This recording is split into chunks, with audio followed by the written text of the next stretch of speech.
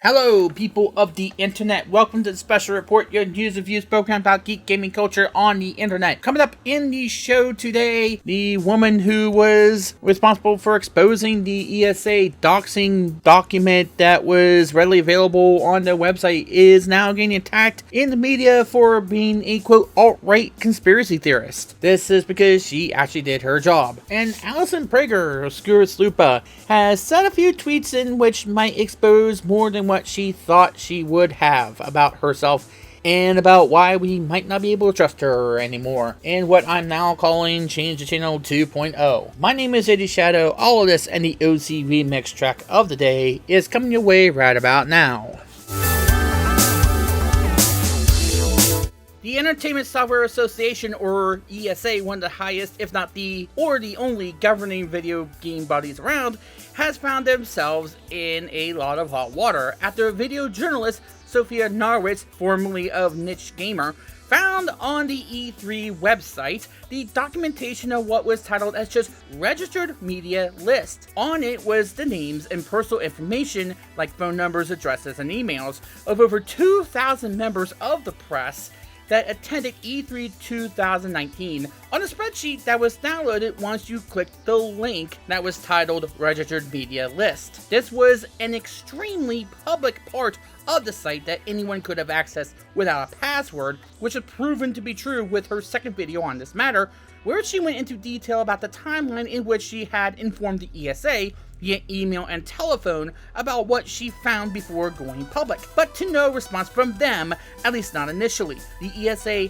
had then released a statement about this leak that read, quote, "The Entertainment Software Association, ESA, was made aware yesterday of a website vulnerability on the exhibitor portal section of the E3 website. Unfortunately, a vulnerability was exploited and that list became public. We regret this happened and are sorry. We provide ESA members and exhibitors a media list on a password-protected exhibitor site so they can invite you to E3 press events, connect with you for interviews, and let you know what they are showcasing. For more than 20 years, there has never been an issue. When we found out, we took down the E3 exhibitor portal and ensured the media list was no longer available on the E3 website. Again, we apologize for the inconvenience and have already taken steps to ensure this will not happen again." But after this reveal, Sophia has been seeing her name get right through the coals, with people from the gaming press calling her alt-right and a conspiracy theorist, alongside Visa Era, who has already banned the original video explaining this because of course they would.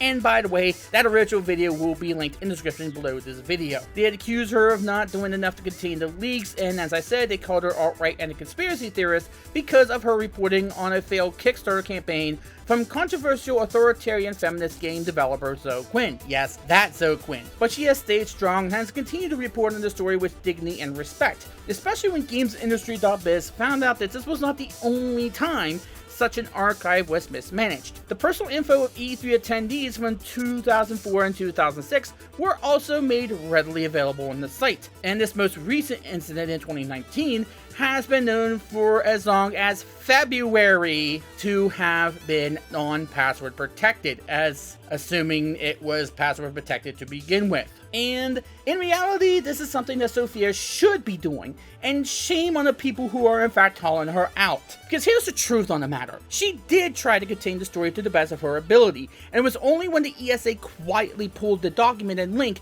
with such a half-baked apology and explanation as why it was there unprotected to begin with, more on that in a moment. It was only when that happened that she went public with what was going on. She didn't get any sort of response whatsoever before it was pulled down from the site, and it was only a 404. The role of the press is to be the checks and balances so the general public can get a sense of what is actually going on. We should not be the PR arm of those who wish to use it for self-gain. She had covered up the actual names that were shown via that spreadsheet on her video, and she did all that she had to do in order to make sure that she was being responsible. So why is she the one that's being blamed for not doing enough? Instead, the responsibility lies in the ESA, an organization that has seen better days. Both Sony and Nintendo has been absent at E3 2019, and if that trend continues, as it might be in 2020 because of this whole thing going down, that might be the beginning of the end for the once beloved Expo,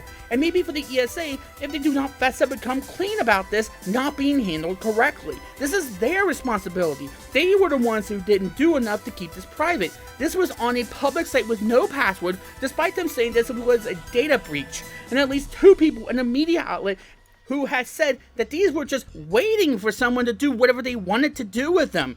So no, this was something that was not as the ESA claimed, and for the press to come to the ESA defense on this, something that would affect a lot of people, and something that Sophia did all she could to be a responsible journalist on the story, something a lot of the people who put it on blast should be doing instead of what they're doing to her, is absolutely deplorable. The people calling her out are those who have corporate emails and phone numbers and addresses, and will not be directly affected by this, so of course they have every freedom to do what they're doing here. But these smaller content creators, they work from their actual addresses, supply their real phone numbers, and their real email addresses. This was known since February. Who knows who has the information now? These people who have the corporate emails and addresses, you don't have to worry about something knocking on your door, wanting to kill you or something similar. You don't have to worry about that. We do. So stop complaining that she did something about it and stop protecting ESA here. Just let's be quite honest. If she really wanted for someone to come in and use it for whatever purpose your people are claiming her and those who would rightfully have been calling out for your BS for the past 10 years or so would want to do, would any of these people be trying to tell you that this was going on in the first place and help you try to get a handle of this situation?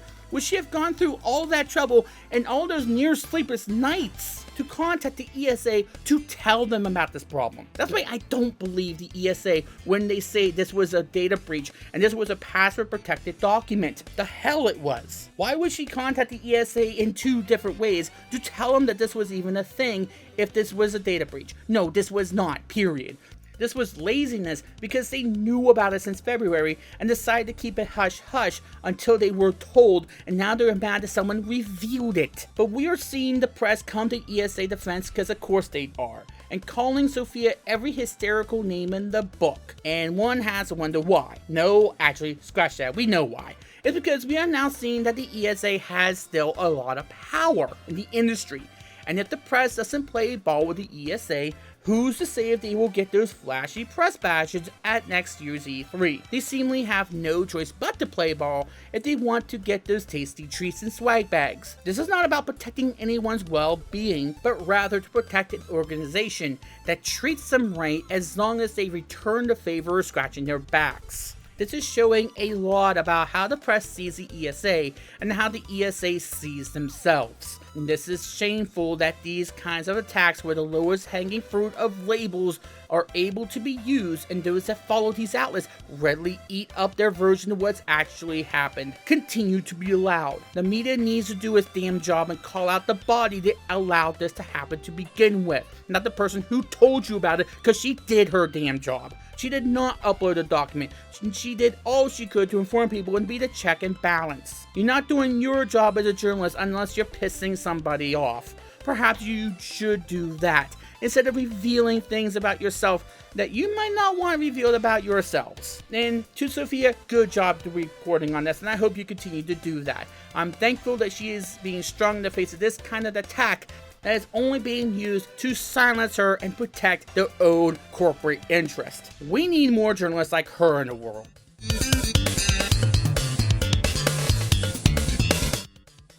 And speaking of people who are revealing things that they didn't intend to reveal, we all know by now that details with the now ongoing feud with Allison Pregler of Scurus Lupa and Brad Jones, a cinema snob, that has taken over the debate from those in a movement that I'm now dubbing Change the Channel 2.0. Since the last one that happened a year ago seems to have no semblance to this current version, because at least some people from the previous one were willing to at least listen to some reason. But perhaps Allison might now be wishing that there were no updates to the movement, since she might have talked herself into a corner and thought she nailed it, but how to talk herself out of it while talking herself into it at the same time, and thinking that she never did to begin with. What a hell of a feat for anyone to do. You may may remember that Laura, Brad's wife, had reminded people about the swatting attempt on Brad during the day of her father's funeral, not during her father's funeral like Allison is claiming that Laura said. It's a claim that Allison has denied ever happened, despite a text conversation she herself showed Brad acknowledged earlier the year took place in which Laura had mentioned about the swatting,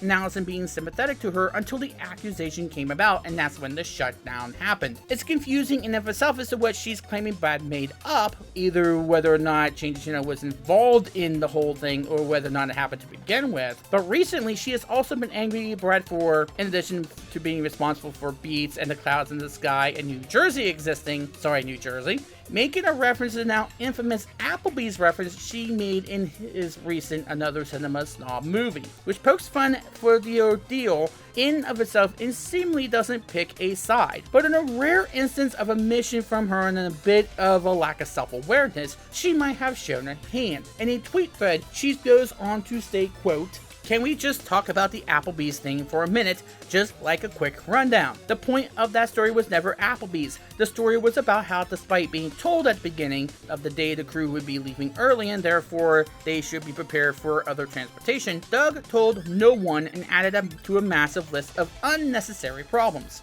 So at the end of another long day filled with twice as much as should be put into one shooting day, and complicated by a director who wouldn't listen and made things so much harder for everyone, we see what little time we had of escape and end up trapped at the house because there's just not enough car space. The contrast of the people who left eating Applebee's while we ate Subway with Doug, a man whose guts we hated and whose voice we heard in our heads as we tried to get a few hours of sleep before going back to quoting Star Wars and knocking off Ghostbusters, was very funny to me. It was meant to be a punchline. Of course, I didn't really give a shit if I didn't get Applebee's. I was trying to make a joke by contrast. Obviously, it was a bad joke. I 100% regretting adding it, and I apologize to the other people in the document if it diminished the impact of their accounts. Those are the stories people should be focusing on. Anyone pretending it was the entire summary of the document is being disingenuous, purposely obtuse, and generally a giant asshole. Listen to what everyone else was saying. It is important. So the first thing I want to mention about the entire ordeal is this notion that no one is focusing on Brad's faults in this feud that is going on right now. And to that, I have to say that while all sides could have handled the situation a hell of a lot better than I have seen it go down, keep in mind that these are 30-somethings arguing about things like they are 10 years old. Most can obviously see why more people would side with Brad, at least on this issue.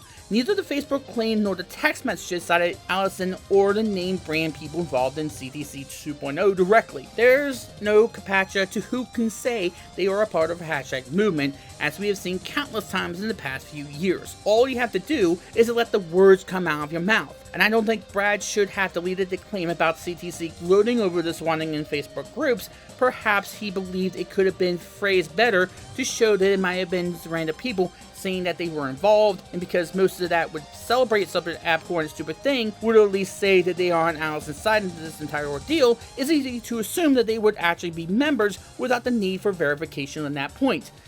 And though Laura was understandably upset, perhaps right after the incident happened was not the best time to confront the person you feel had some culpability in the act happening, even if you didn't feel she was directly involved.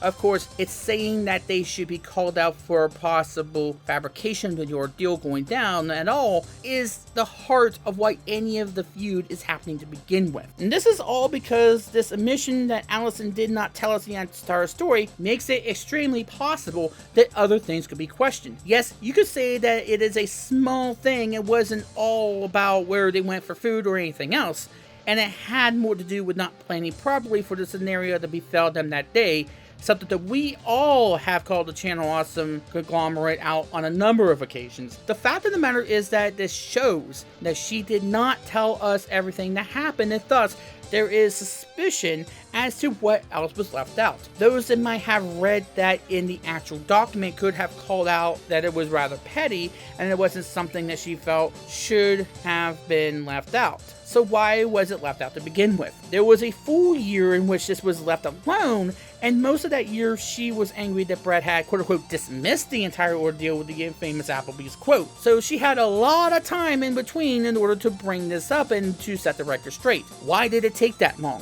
And for Brad to bring bring this up in this movie for her to finally say something about this to begin with. That to me seems suspect. She tried to spin this to make it look as though the real story was that there was a bit of mismanagement when it came to transportation and all, but this goes into what we have been saying about mismanagement and non-malicious deliberate action caused by someone's will to abuse and harass someone. It is something we've called out before, and they themselves have addressed and said that maybe they could communicate it better. Maybe it's because Allison seems to be untouchable by her fans and those that follow people like Miss Antroponi, Cinematic Venom, and Solve Lavender. By the way, the latter is needing to explain now why she once sided with people like Jeremy Hamling, otherwise known as a quartering, and the drunkard Ethan Ralph during the Monday Matt Boulder controversy. Thus, why should we take anything she's saying seriously? By the way, I was there when she was harassing him in his own Discord, so I know firsthand that she was doing so. But I digress. As far as Allison is concerned, she is seemingly the sacred cow now. Any criticism that is thrown her way is thought of as stalking or being obsessed with her and discredited by default. It wouldn't matter who is saying it. Have you seen in the comments of my own content about this matter? Content that I would rather not have to make, as I would rather move on to other subjects, and I talked about all of this 1 year ago when it was actually relevant to people not within some hive mind. But someone has to keep these people in check. Those that are hitting dislike on my content about this religiously and saying that I know nothing about what I'm talking about are coming from these camps that wouldn't even take Boogie or H3H3 or even Philly D seriously if they didn't take their side. It's about confirming their bias. But am I biased myself? Maybe to an extent, but it's because I've seen what type of damage people like Dan Olsen and Lindsay Ellis and people who engage in things like call-out culture have done to people's reputations and such. I know what it's like. I've seen it firsthand. So, of course, I'm not going to take these people at their word because I've seen that you can't. And case in point, what Allison has said, not telling us the full truth. I do get this could be a small detail in the grand scheme of things, but the second that Brad said something about this, she turned it into a much bigger deal and it became a focal point for her. This was just a treat to her, but to others that might have not seen this video because they don't want to get personally involved in what they feel is a dead issue and they want to let this die already, there is a forest that sprouted from that tree. What else did she not tell us about? What other half-truths are there in the document that need to be addressed? Did she not tell us enough about the whole Jew Wario case? Did she not tell us the whole story about other things in the document, like the Too Boldly Free situation that Lindsay Ellis said she was within? We already know about the exaggeration and moving of the goalposts of what is considered abuse and harassment. And note, don't do that to anyone. That's not wise and should not be condoned by anybody. Just don't do it to anybody involved in anything we're talking about here. But imagine if that is not the only half-truth that she told people in the document. That is why this is being addressed, because this showed a fault, and we should report on that. And if she was one of the main people responsible for putting those other statements into the document alongside Mars Girl, perhaps that brings into question the others in the document as well. What about what Dr. Gonzo said at the end of his testimony about people who were ignoring him? Did she change what he said into something that condemned Mike Machad instead of who he was really condemning? What if he was actually condemning Chaz Apocalypse and she changed it? We don't know that. We can't trust her now. And I'm not saying about their ordeals per se, but about what was changed to fit the narrative of the Walkers and Machad or whatever hysteria they want to paint about them. Did they change what they said? The subway thing was more of mismanagement and miscommunication. They themselves, Channel Awesome themselves, admitted in their response to this whole thing going down, and so did Doug Walker to Salon. So this could be something that we already know about and already called them out on. Even those people that are defending them about what Allison is saying and what the people who are involved in CTC 2.0 are saying about them now. Though I won't hold my breath on any of those CTC 2.0 camps to question her anytime soon, or to take me or anyone for the subreddit seriously anytime soon either. This is white knighting pure and simple. These people who are involved in CDC 2.0 are characters in the play and nothing more. Perhaps cartoon characters who are going, woe is me, and doing exactly the type of thing that Joe Rogan once said you should not have in your life to remain positive. They are a cancer to your positivity. They are interested in just bringing people down and letting jealousy, not justice, dictate what they do or who they protect. And here's the thing, no one is saying this stuff about Allison despite or to creep on her, but we're trying to say this stuff because we have been through it, that this kind of grudge holding is not healthy. Take it from me, I've held grudges before and they're not fun to hold. She needs to learn the word forgiveness. And you know what, as much as it might hurt that she didn't get the kind of apology she was expecting to get, maybe it was disguised as something else within that response, it might be better that she does forgive and move on despite not getting the apology. Because of this, continuing to act upon this the way she is, she's only showing that she cannot obtain growth of her channel and content without the help of Channel Awesome and Doug. She's showing that despite her hatred for him, she still needs Doug and his company in order to help her grow in some form or fashion. And perhaps if she shows that she's willing to forgive someone, maybe she will get that apology she feels like she needs. And maybe she can prove that she doesn't need to mention any of this in order for her channel to grow. She's showing that she can't make her channel grow without the need of Doug or Channel Awesome, which is more or less what she would want, right? If she wants to move on from this and to grow her own channel in such a way, she needs to prove that she can do it on her own. And right now, she's not proving that because she is in Doug's shadow. But also, friends are supposed to tell you when you did wrong. And maybe Brad was trying to tell her that in his own sort of way, and she didn't want to hear it. And it's not just because she can't swallow her own pride and see that the serious claims of the document were already addressed properly by the company her and her fan base hates, but also because she is being coddled right now by those that tell her that she is not who the opposing side said she's being. Maybe she is being vindictive and not seeing it. Holding a grudge is not healthy, and holding a grudge is not going to win you any friends. It's only going to burn bridges, which you seem to have a good way of doing. And yeah, I have heard people say that perhaps Cinematic Venom has a crush on Allison and this is all to wow her. Now, I don't know too much about that. I'm not going to claim one way or the other on that. But hey, it's an interesting theory as to why this matters to him. And you know what? If it is, then more power to him. I hope they have a great life together. I hope that they do well together. I'm not wishing any ill will on anybody. But if that's the case, then one thing I've seen couples do is to assist when they feel like the other one has done wrong. And maybe this could be the point here. Maybe he can move her into that direction. And you know what? I would say this to anybody who I think would seem this way is the right course of action. And I'm sorry if it sounds like mean bias about this. You can blame it in my viewpoint of outrage and call it culture if you want to, but think about this. If you are ready to hit that dislike button and tell me how wrong I am yet again, doesn't that really prove what I just said correct? That's going to do it for this edition of the Special Report. Thanks as always for watching. If you liked what you heard, please go ahead and hit that like button down below. I want to hear what you think about this, be it yay or nay. Please don't harass anybody. Please try to keep it civil. I don't want people to feel uncomfortable for having an opinion that's not popular. It is those unpopular opinions that perhaps you need to listen to a little bit better. Now, as far as something that might actually be popular, let's take a look at the OCRemix track of the day, mind you. Now, remember when I said that the next time we do a special report, we're going to go into what Total Biscuit used for his sale box videos? Now is the time we go do that. This first one is from Team Fortress 2, which is a game that I admittedly have never played. Yeah, so sue me there. This is called Electro Dispenser from the guy named Zircon. I hope it's a guy. If not, then I'm sorry. So, pretty good remix here. Please enjoy that, and I will see you next time. My name is Shady Shadow. That just happened.